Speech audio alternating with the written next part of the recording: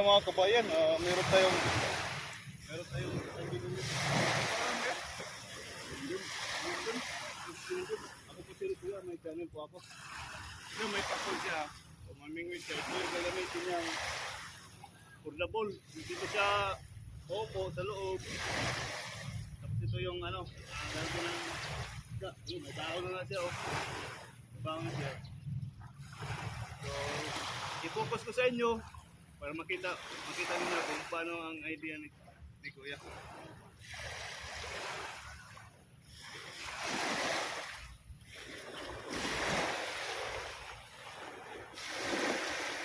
Yan po yung dagat. I-focus natin. Yan po si Kuya. Yan. So itong gamit na yan, yan ang gagamitin ni Kuya pang panghanap buhay. Kung baga mamingwit siya dyan. Mamingwit dyan siya sa dagat.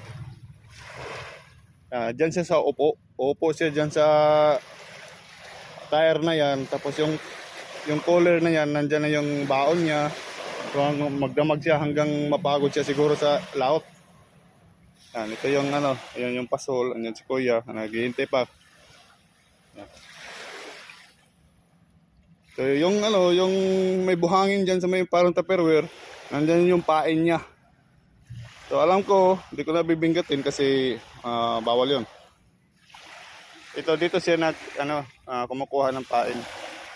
Kung sinong bahay nila nandyan sa katulad nito, nasa tabi ng dagat, alam na nila kung anong meron dyan sa may buhangin na yan. Ayan po ang portable ni Kuya. Sasakyan niya doon kasi wala naman siyang bangka. So nakita ko siya. So papunta na si Kuya doon. Pakita ko Kuya yung baon mo Kuya ha. Okay lang. Buksan ko ha. Mangingialam na ako. Ito na yung baon ni Kuya, ayan na meron siyang kanin. Gulay ulam mo Kuya? Gulay. Ito yung pasol, pamingwito yun ni Kuya ito, pamingwito ni Kuya. Yan. So, mayroon na siyang tubig, yelo. So, ready na siya sa tinawag ko lang siya para makausap pa yung si Kuya. So, yun po yung hanap buhay ni Kuya araw-araw. Sana masalsal. Paano mo Kuya? Yung John po ang pangalan niya. So, kabayan, hanggang dito na lang ha. Ayan po yung kapaligiran. Ayan, ang ganda, ang ganda. So hanggang dito na lang. Peace. Happy lang tayo. Still watching.